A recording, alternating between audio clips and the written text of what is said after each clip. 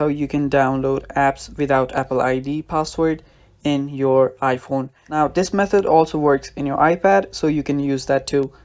Now before we start and before I teach you guys how to do this, if you are new to our channel, just head down below and hit the subscribe button so you don't miss out on our future videos.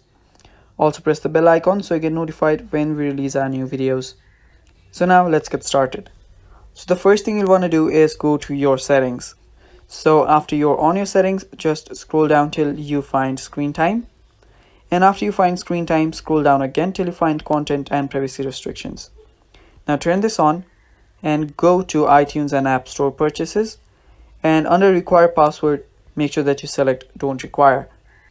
So after you've done that, what you'll now need to do is go to your settings again and go to your Apple ID settings.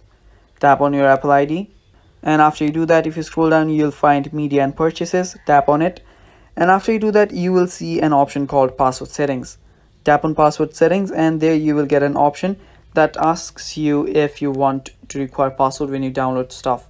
So make sure that you set it to don't require and you are good to go. So yeah, that is basically how you do it, guys. Thank you for watching. Stay tuned for more and bye bye. Take care.